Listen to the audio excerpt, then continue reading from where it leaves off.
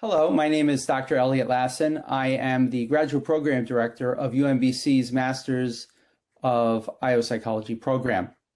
Today, we are going to go through a little bit about our program, what makes it special and unique, and really set the stage for a conversation about any inquiry that you might have into our program and the application process. As you can see from the letters after my name, I have a PhD, and that PhD is, in fact, in IO psychology.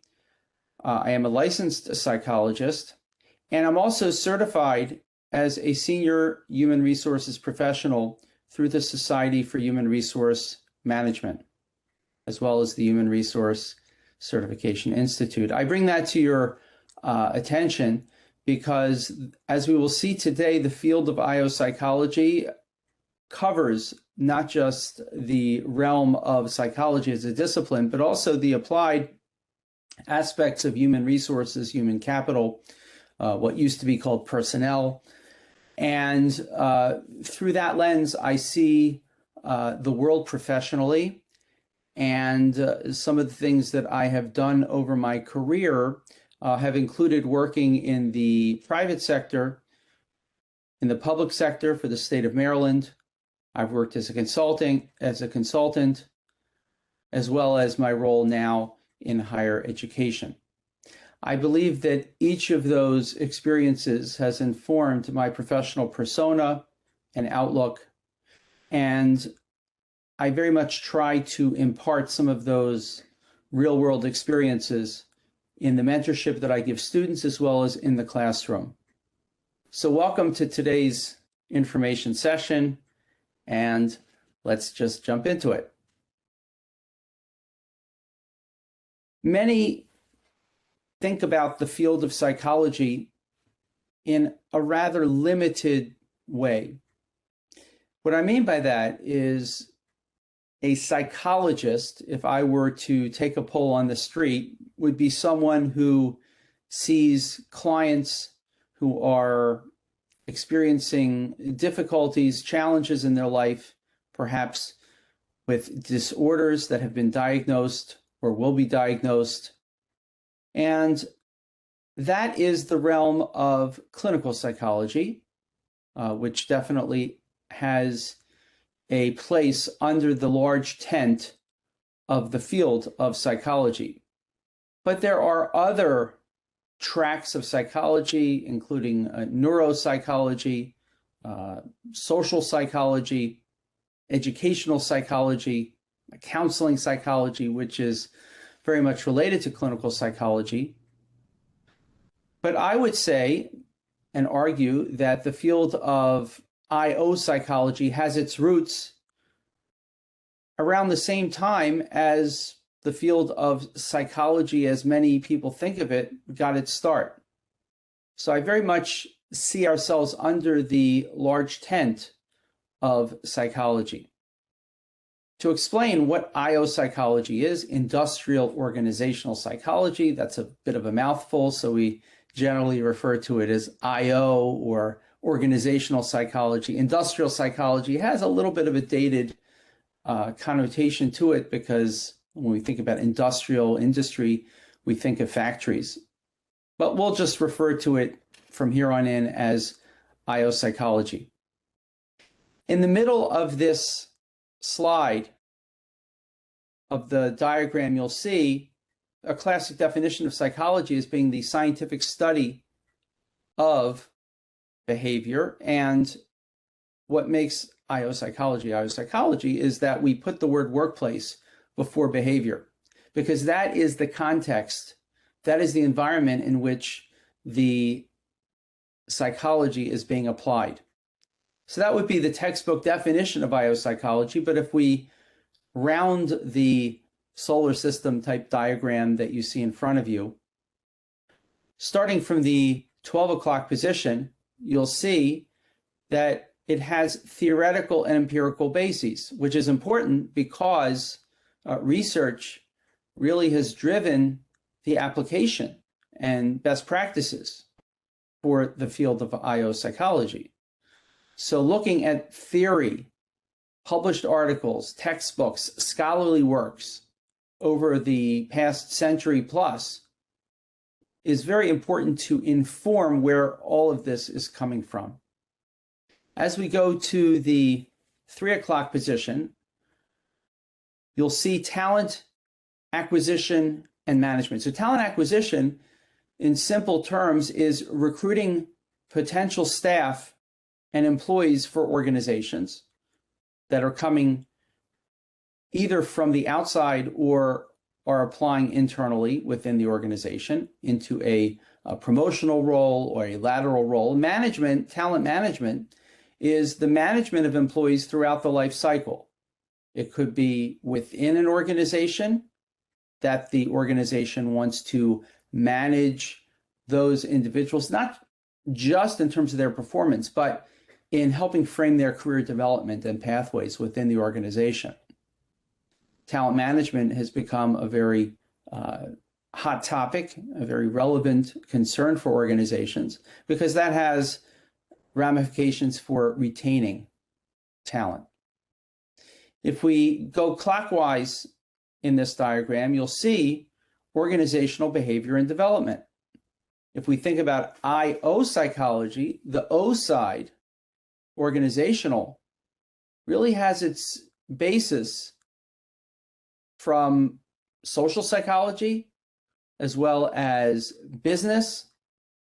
When we think about organizational behavior, we're looking at, for example, an organizational chart and determining, how an organization is going to grow and what parts of the organization need to change or require training and development. Many consultants that work in the field of IO psychology are in fact organizational consultants that do that very thing.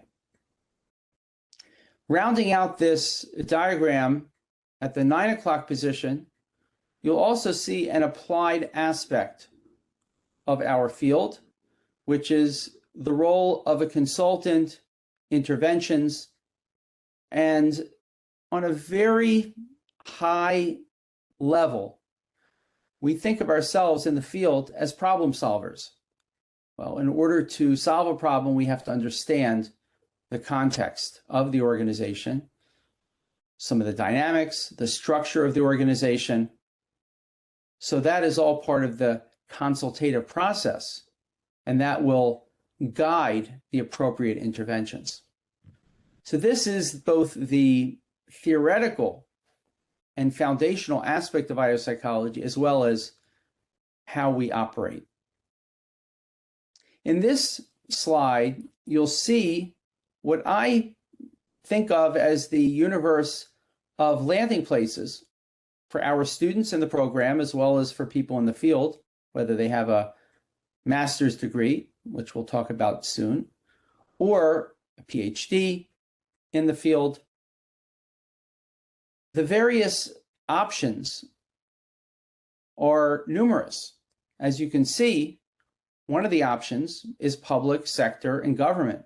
In fact, I used to work for the state of Maryland for 10 years in their HR function, doing selection, training, test development for tests for employment, that is. Another possible environment in which an IO psychology professional can work is the private sector, companies, businesses of all sorts, startups to large corporations. Next is consulting. Consulting can be through a consulting firm. You can have large consulting firms like Deloitte, PwC, where a number of our graduates currently work. Some medium-sized consulting firms like DCI, also where a number of our graduates have worked, which is in the DC area, as well as individual consulting, perhaps picking up a project here and there, even if it's a secondary employment. But we have consultants, really, that graduates that do consulting in each of those environments. Next is nonprofit. I can say I worked in the nonprofit sector, heading up a workforce development organization that helped people find jobs and organizations find talent. But there are a number of nonprofit organizations that our graduates have worked for and continue to work for. Higher education, you can work as an academic, as a professor, full-time, part-time, as an adjunct perhaps, as well as working within higher education as an HR professional. And finally, social science research. We have graduates that work for organizations like WESTAT, AIR. Those are organizations that have contracts with the government and public sector to conduct quantitative and qualitative research on various aspects of human capital and other areas.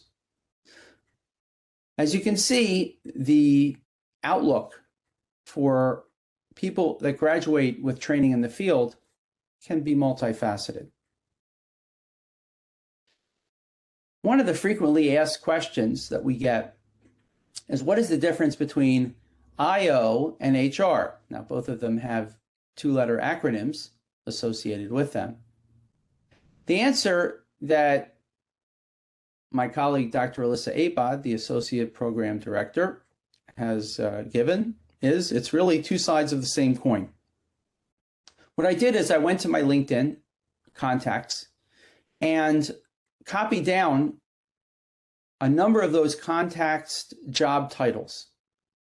And I guess the one thing I want to point out and emphasize is the fact that very few of these job titles where colleagues that have deep backgrounds in the field work doesn't necessarily have to have the word IO or IO psychology or IO psychologist in the job title. So you can see on the left side, I have people that would be considered working within the rubric of IO psychology. And on the right side, you'll see those individuals who have job titles that would be considered human capital or human resources. I'm not going to read all of them for you, but I'll just highlight a couple on each side of the page. First is personnel psychologist. Now that's a job title that we generally see in the federal government. And we've had graduates that have held that job title. And that actually does have the word psychologist in it. Personnel, sort of a throwback, but that's a job title that they use in the federal government. Management analyst is another job title, and senior director, talent management, analytics, and solutions. I have a well-known colleague who has that job title. On the right side, under human resources, are also job titles: VP of talent acquisition, chief human resources officer, which is really the lead HR position in a large organization. CHRO is the acronym that's used for that. Various levels of human resource management, such as a manager of human resources or HR director, VP level of human resources. I would say that our training, and the training of most IO programs for that matter, really gives a great foundation for individuals to work in any of these job titles or similar types of job titles. So as you can see from the past couple of slides, you see the work environment and you see some of the specific roles. I'm not going to get as granular as the job descriptions, but certainly if anybody's interested, there is a website called ONET, which is put out by the Department of Labor, that has a lot of information as far as job descriptions for positions and job titles within the field of IO. At this point, I would like to shift to more specific aspects of our program at UMBC. One of the things that we're very careful about is making sure that our courses align with the needs of the job market, and our advisory board, as well as our faculty, frankly, who serve as our kind of adjunct advisory board, they will ensure that what we're teaching in the classroom is going to position them for their careers.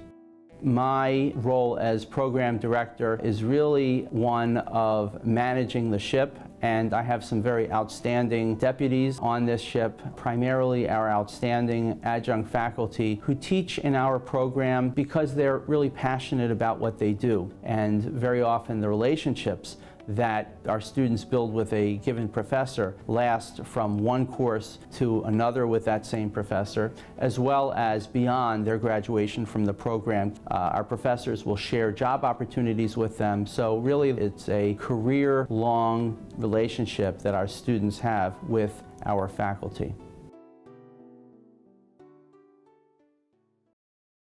Thank you for indulging me in that commercial message.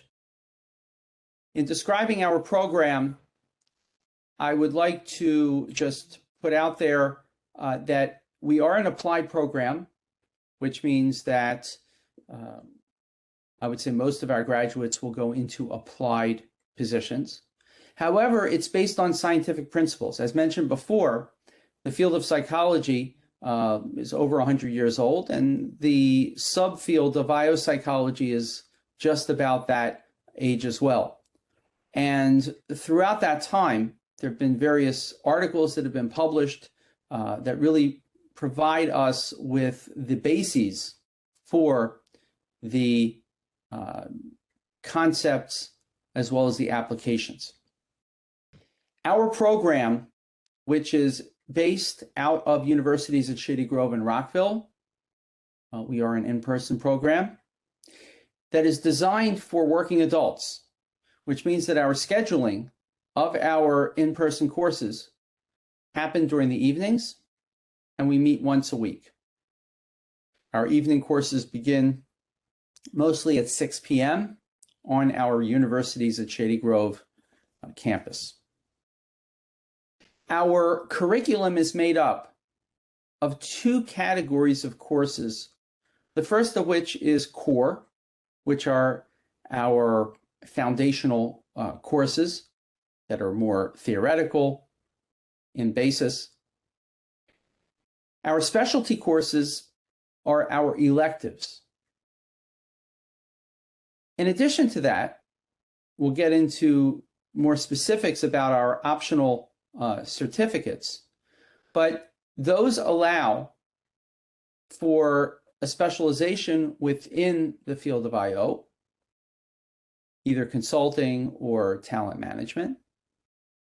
And the combination of core and elective courses will allow our students, with the support of their advisor and information on our website, to select those that will meet their career aspirations. So for example, we may have some that are more interested, some students that are more interested in human resource management, others may be more interested in training, others interested in consulting. And the breadth of courses that we offer can support each of those tracks, if you will. One of the phrases that I'm fond of using and encouraging our students on is seize the opportunity. Until now, I've been talking about the classroom experience, which means the knowledge and information that you will get about the field of IO and human resources in a traditional classroom context. But as we know, learning is more than just textbooks and lectures. It's the application. And part of that application is when students will take advantage of different experiential opportunities that we present to them, that we make available to them. For example, one of our keynote experiential opportunities comes through our advisory board. Now, our advisory board are made up of 12 industry experts, professionals, leaders in IO or HR who have deep experience levels and knowledge bases in the field. And they inform our curriculum. They help us with job placements and internship situations. But they also will take time out of their busy days each semester to meet with one or two of our students to provide insight, guidance, maybe an informational interview about what it's like to work in any of the environments that I shared with you before: consulting, social science research, private sector experience. So that has become a very popular offering to our students to give them exposure to the field.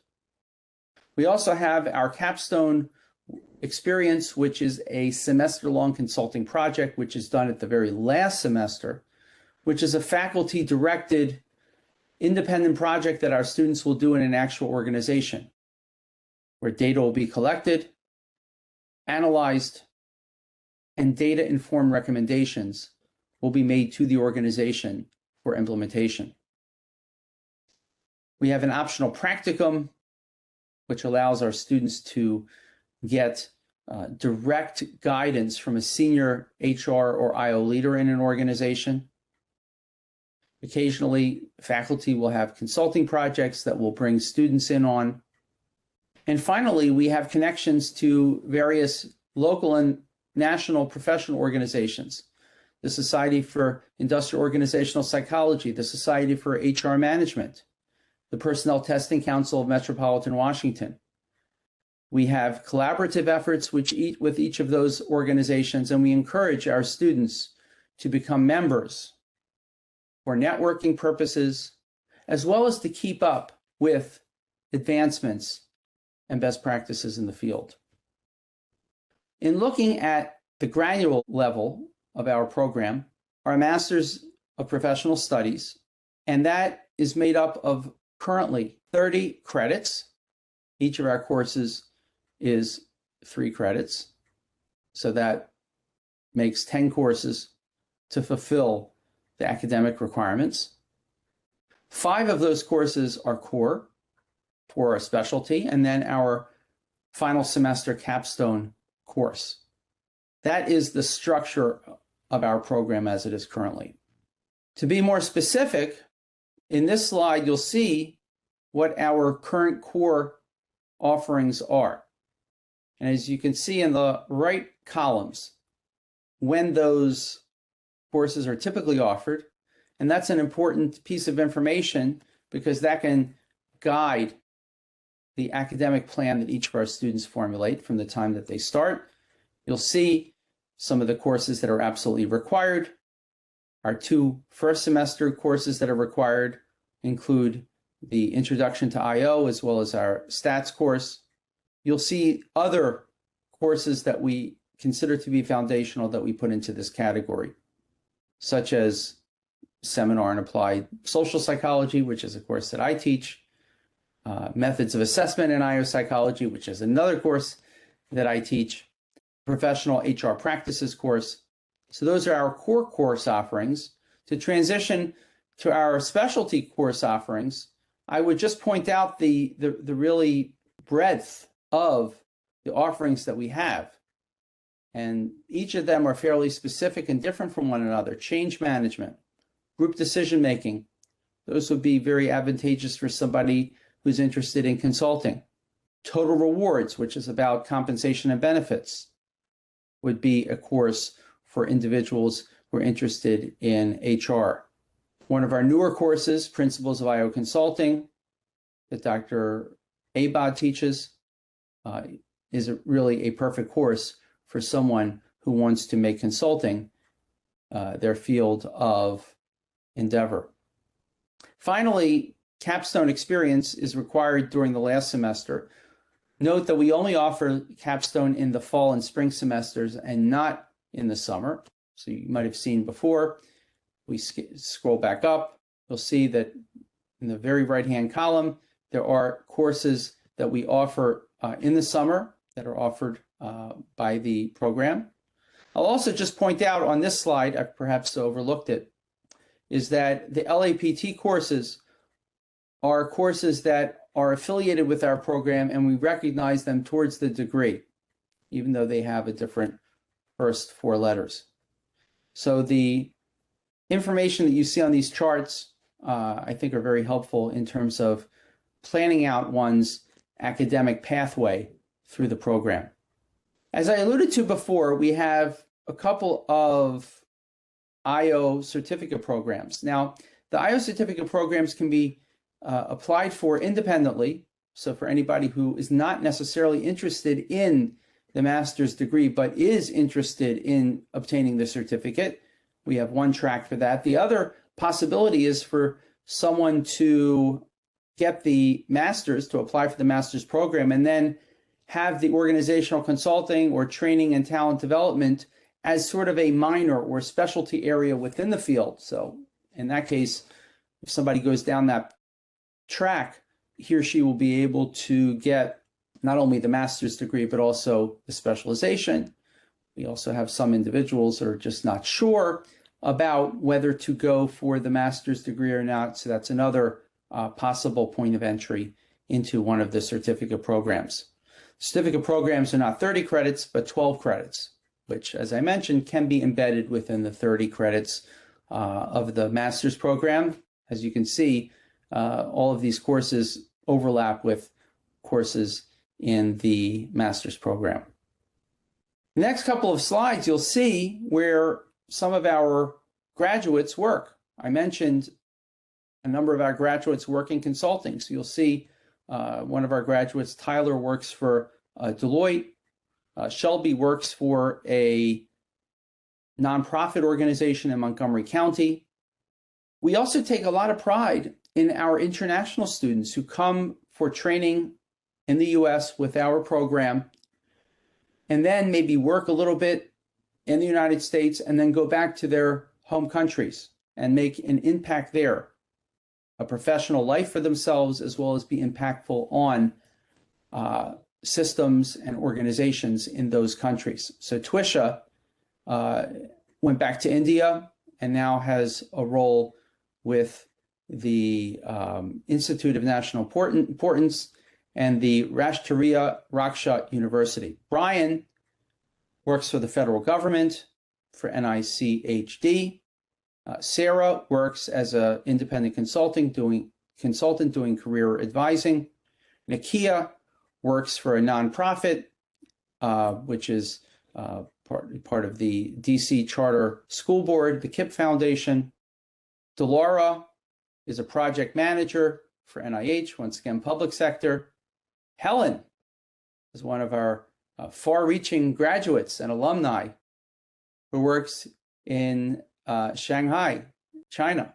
Anne Katrine works in Oslo, Norway, for the Oslo District Court, as well as an independent consultant. And finally, Kendra works for ESCI, which is a consulting firm, but she's currently a PhD student. She's one of the students that we do have that decided to go back to school for the PhD, and she is doing that within our public policy department and is doing a dissertation research project within the field of IO. So we're very happy that we have all of these graduates that have made an impact. As far as the application process, that's pretty much an online process right now. You see a QR code on the right if you'd like to scan it and get right to the application. But the application season goes from November to May, and we have fall admits. So the November to May application window is for the following fall. So right now we are accepting we are accepting applicants for the coming fall. The application materials that are necessary are listed on the website, and the online application will walk you through everything that's necessary. Once again, here's a QR code that you can connect with us, submit questions, and we're happy to answer those questions in real time, to set up a consultation with you, or to respond by email. I thank you for your time today in learning about our program, and we very much look forward to seeing your application if you choose to do so.